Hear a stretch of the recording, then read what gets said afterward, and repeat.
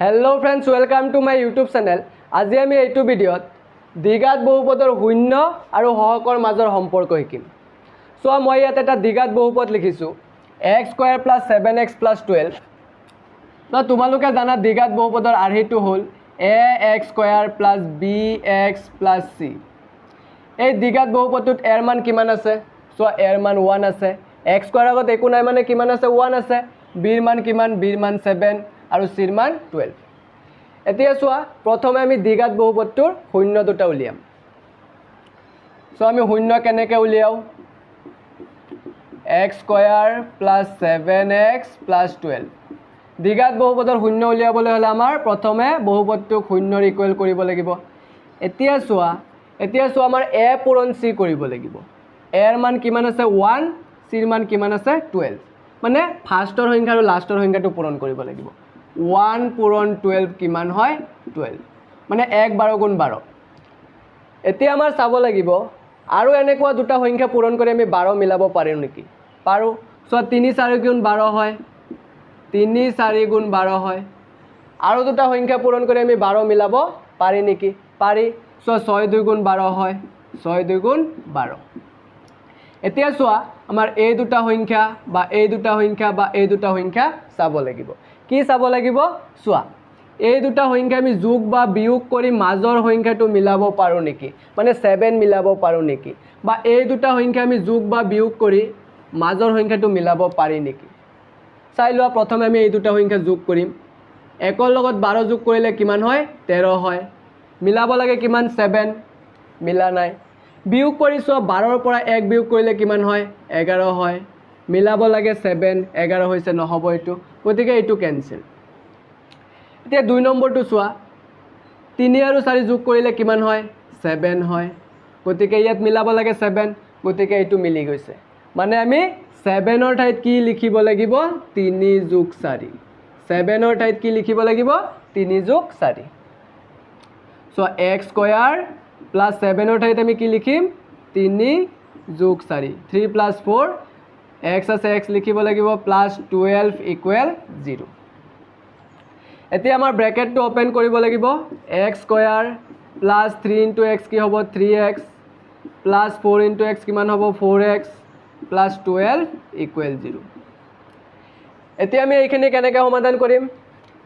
এই দুটা আৰু এই দুটাৰ পৰা কমন ল'ব লাগিব। চোৱা আমি কমন কেনেকৈ লওঁ? প্ৰথমে আমাৰ সংখ্যাবিলাক চাব লাগিব।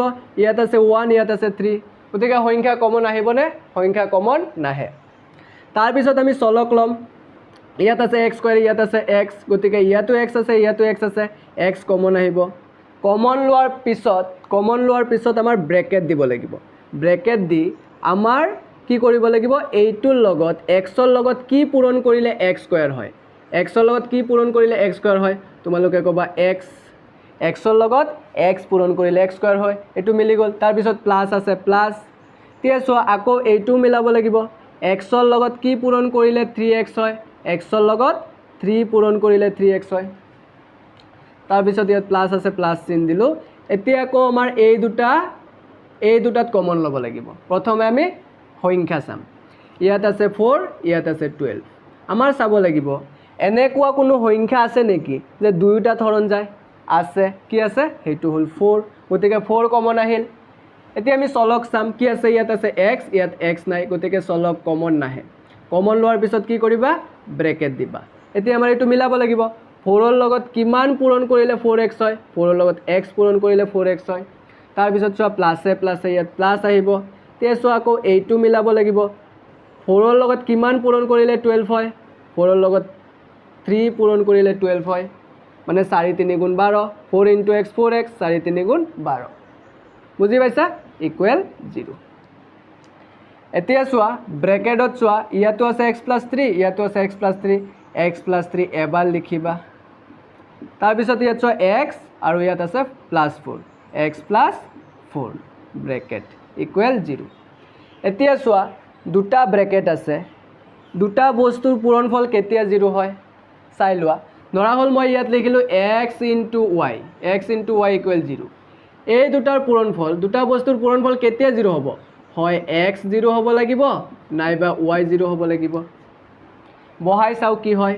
এক্সৰ ঠাইত যদি মই 0 বহাই দিওঁ 0 ইনটু y কি হ'ব 0 হ'ব এতিয়া x টো x এই ৰাখিম y ৰ ঠাইত 0 বহাই দিওঁ x ইনটু 0 0 হ'ব মানে দুটা বস্তুৰ পূৰণফল কেতিয়া 0 হ'ব যিকোনো এটা 0 হ'ব লাগিব বুজি পাইছা হয় এইটো 0 হ'ব লাগিব নাইবা এইটো 0 হ'ব লাগিব এজ ইট ইজ এই দুটা বস্তুৰ পূৰণফল কেতিয়া 0 হ'ব হয় x + 3 0 হ'ব লাগিব নাইবা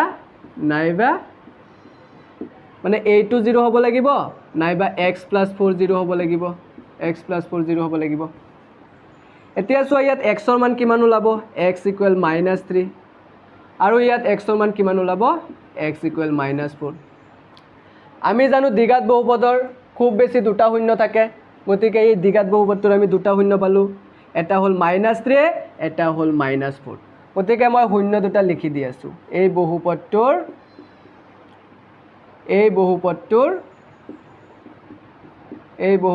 শূন্য দুটা হ'ল -3 আৰু -4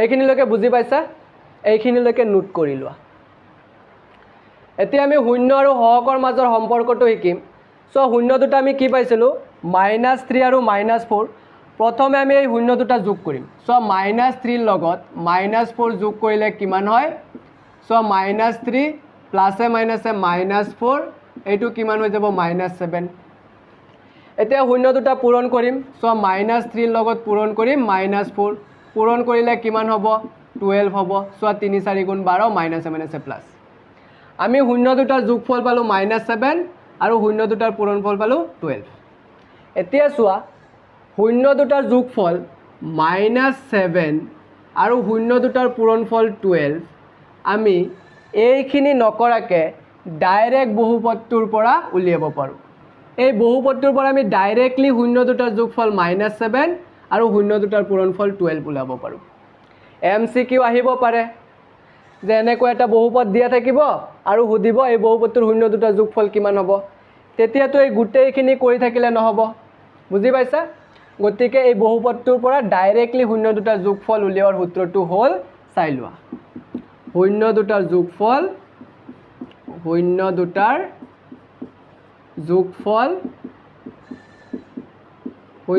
যোগফল কি হয় -b/a আৰু শূন্য দুটাৰ পূৰণফল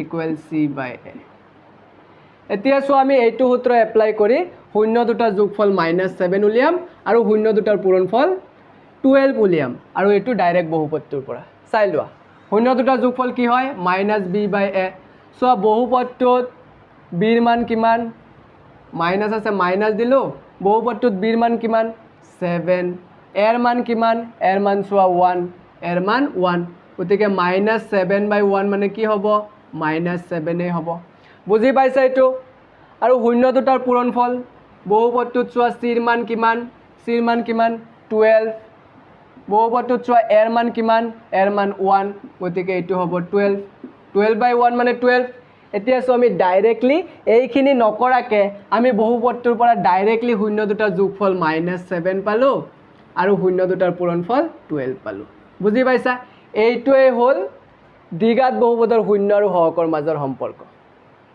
এতিয়া ধৰা আৰু এটা বস্তু চাই লোৱা মই যদি শূন্য দুটাক আলফা আৰু বিটা বুলি ধৰি লওঁ এই শূন্যটোক আলফা বুলি লিখিলো আৰু এই শূন্যটোক বিটা বুলি লিখিলো মানে আমি এতিয়া লিখিব পাৰিম আলফা প্লাস বিটা শূন্য দুটাৰ যোগফল কি হয় -b/a শূন্য দুটা যদি মই আলফা আৰু বিটা বুলি ধৰি লওঁ শূন্য দুটাৰ যোগফল মানে আলফা প্লাস বিটা লিখিব পাৰো -b/a হ'ব এইটো তোমালোকে মুখস্থ কৰিবা শূন্য দুটাৰ যোগফল ULFA plus beta equal -b/a আৰু শূন্য দুটাৰ পূৰণফল কি কৰিম ULFA into beta equal c/a এইটো হৈছে বহুপদৰ শূন্য আৰু সহকৰ মাজৰ সম্পৰ্ক বুজি পাইছা আৰু এই সূত্ৰ এই পৃথিৱীত যিমানবোৰ দ্বিঘাত বহুপদ আছে সেই গোটেইবোৰ দ্বিঘাত বহুপদৰ কাৰণে এই দুটা সূত্ৰ এপ্লিকেবল হ'ব বুজি পাইছা যিকোনো দ্বিঘাত বহুপদৰ শূন্য যদি আলফা আৰু বিটা হয় আলফা প্লাছ বিটা সদায় বহুপদটোৰ b/a ৰ সমান হ'ব